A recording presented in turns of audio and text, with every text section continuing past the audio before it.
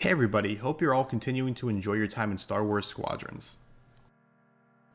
Today we'll be taking a look at improvements needed for the game by discussing what can be done to increase the longevity of Squadron's player base by fixing bugs, as well as improving the new player experience.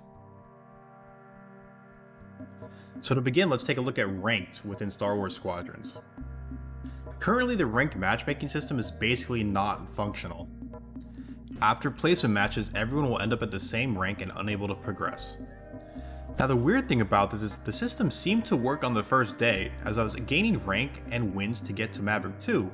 However, since then, players can have their skill rating stuck at 0, such as myself. Now I think this is a huge issue right now, guys, especially for new players. Now, I'm coming from games that have a decent learning curve, such as Dota 2, and rank imbalances can be extremely frustrating in these kinds of games. Having matches where you get destroyed by more experienced players over and over will definitely turn off some players who see the game as oppressive. Imagine having to play against someone who has 200 more hours than you in a video game, while you're still trying to figure out what the basic flow of a match is like. On top of this, it also reduces higher level players from figuring out what to practice, what tactics to use, because they don't have opponents of equal strength to test them on. Now, other issues currently also in Ranked is game abandonment. Players are currently experiencing a range of bugs, causing some players' games to become unstable that also causes them to drop out of matches. Along with this, other people are simply disconnecting if they don't get the team they want, if they want New Republic or Imperials. Now before Ranked is reinstated, this definitely has to get fixed first. Matches should not be scored if someone leaves too early, whether this is still in the lobby screen or before the skirmish phase is over.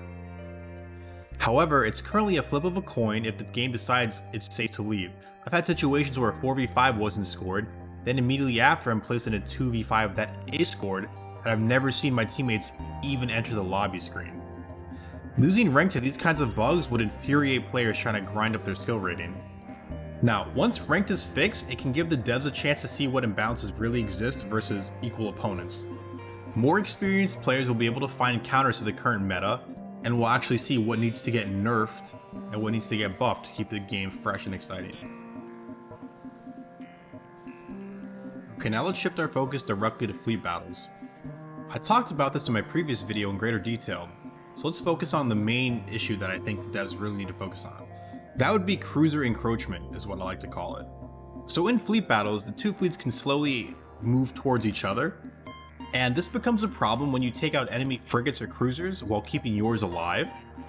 What this does is this can cause AI starships to then be located in an instant kill zone that defenders can't reach, and allows attackers to continuously farm AI ships with no counterplay available from defense. Now this is a real problem because I think taking down AI ships is one way to make sure defenders always have a way to push back attackers. And without this, you can basically be on offense forever. Now this is really important to get fixed because in combination with unbalanced teams and more experienced players knowing about this when new players don't, you can have matches where new players literally don't learn half of the game, which is offense, and also not understanding how to push back against the enemy. And this can cause a really high bleed off of new players coming in, playing for a couple hours, getting destroyed and never coming back. Now I do think they can go back and fix this after they update ranking, mainly because this is a problem when you lose both your cruisers before you take out any of the opponents. And in a more balanced match, this shouldn't happen as often. Although I still think this is a pretty big oversight from the devs. Now if you do want to discuss that a little more in detail, be sure to head over to the other video.